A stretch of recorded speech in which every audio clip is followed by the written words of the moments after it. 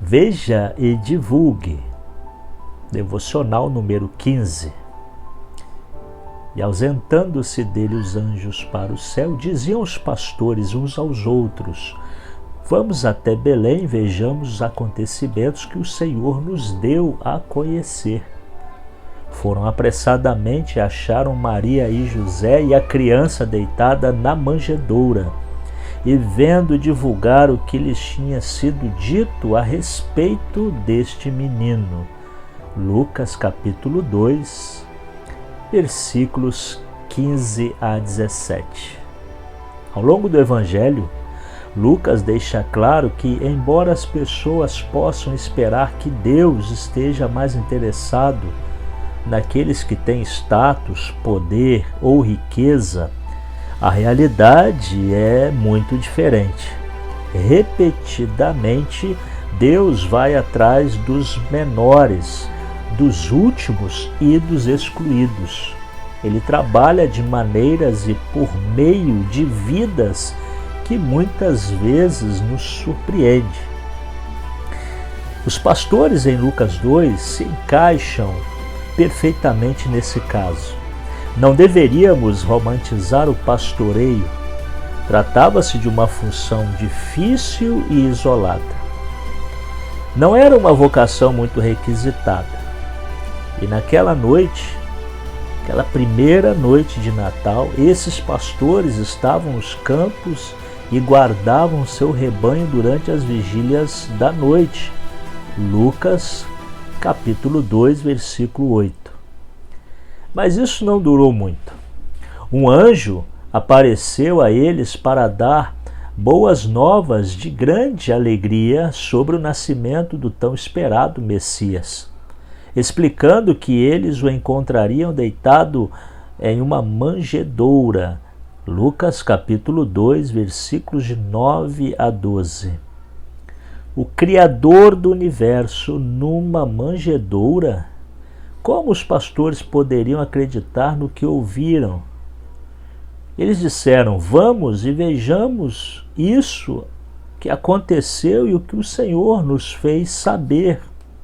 Eles perceberam que tinham vivenciado uma visitação divina, uma mensagem vinda do trono do céu, e prosseguiram com base nisso. E claro, eles descobriram que o cenário era exatamente como o anjo havia dito. Esses pastores foram procurar aquele que tinha vindo procurá-los. Eles foram encontrar a morada daquele que havia vindo do céu para habitar com pessoas como eles. Somente os olhos da fé podem crer que o anúncio angelical foi mais do que um sonho. Podem decidir ir procurar o Messias em uma manjedoura naquela noite, ou podem ler essa história do Evangelho e saber que ela é verdadeira. Somente os olhos da fé. Somente pela graça e pela fé, os sinais que Deus nos revela em sua palavra, pelo poder do seu Espírito Santo, nos leva à verdadeira crença e ao dom da salvação. Então, se você crê, ajoelhe-se antes de dormir esta noite e agradeça a Deus por ter aberto os seus olhos cegos, amolecido seu coração duro e incluído você na companhia daqueles com quem Ele se agrada. No primeiro Natal, Deus tomou maravilhosamente a iniciativa em graça e os pastores responderam com fé. Eles creram na mensagem angelical e começaram a procurar ansiosamente a manjedoura, priorizando sua busca acima do seu sustento, do seu trabalho e de tudo o que conheciam. Eles imediatamente procuraram ver por si mesmos o Redentor do mundo. Ah, querido irmão, querida irmã, a Bíblia diz em Lucas 2,17: e vendo, divulgaram o que lhes havia sido dito a respeito deste menino. A verdadeira fé não nos permite guardar para nós mesmos o desfrute da glória e da revelação de Deus. A declaração dos pastores se encaixa perfeitamente com a mensagem de todo o Evangelho de Lucas. A salvação é para o mundo inteiro e ela só é encontrada em Jesus Cristo.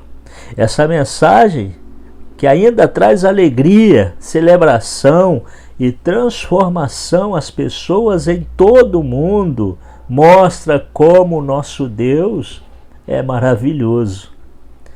Afinal, o que é que impede um homem ou uma mulher de responder positivamente à notícia do Evangelho como os pastores fizeram? Uma palavra explica: orgulho.